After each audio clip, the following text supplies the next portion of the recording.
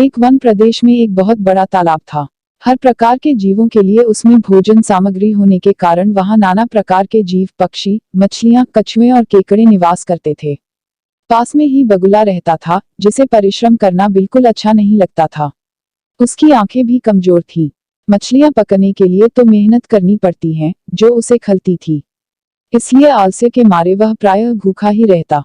एक टांग पर खड़ा यही सोचता रहता कि क्या उपाय किया जाए कि बिना हाथ पैर हिलाए रोज भोजन मिले।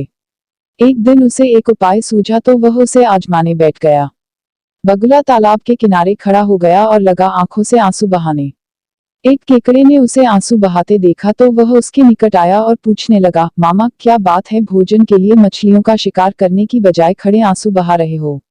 बगुले ने जोर की हिचकी ली और भर्राए गले से बोला, बेटे बहुत कर लिया मछलियों का शिकार। अब मैं यह पाप कार्य और नहीं करूंगा।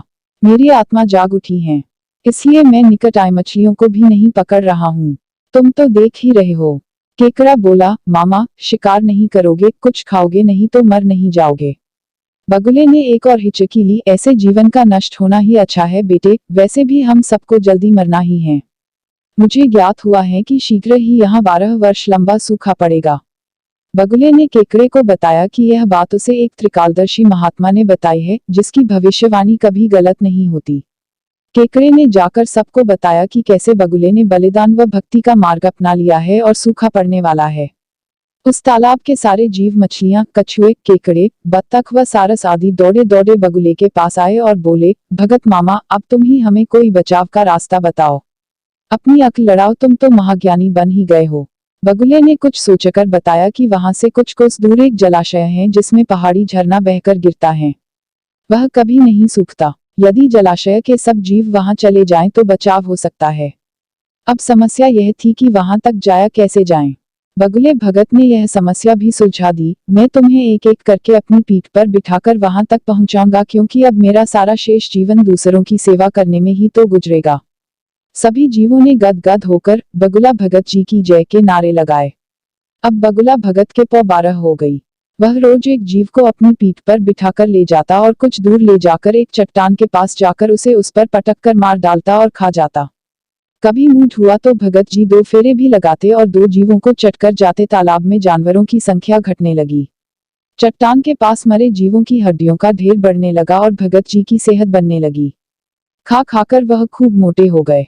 मुख पर लाली आ गई और पंख चर्बी के तेज से चमकने लगे।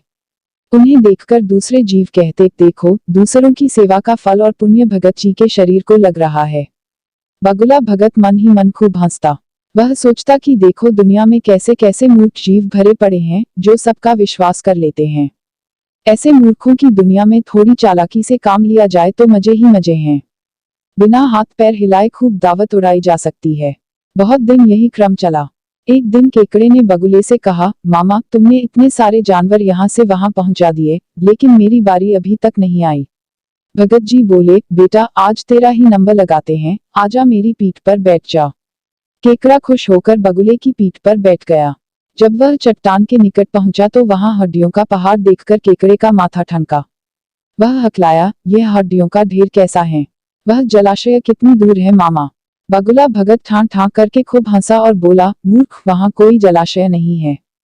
मैं एक एक को पीठ पर बिठाकर यहाँ लाकर खाता रहता हूँ। आज तू मरेगा। केकड़ा सारी बात समझ गया। वह सिहर उठा, परंतु उसने हिम्मत न हारी और तुरंत अपने पंजों को आगे बढ़ाकर उनसे दुष्ट बगुले की गर्दन दबा दी और तब तक दबाए रखी जब तक उसके प्राण पखेरु न उड़ गए। फिर केकड़ा बगुले भगत का कटा सिर लेकर तालाब पर लौटा और सारे जीवों को सच्चाई बता दी कि कैसे दुष्ट बगुला भगत उन्हें धोखा देता रहा। किसी की भी बातों पर आंखें मूंद कर विश्वास नहीं करना चाहिए। मुसीबत में धीरज व बुद्धिमानी से कार्य करना चाहिए।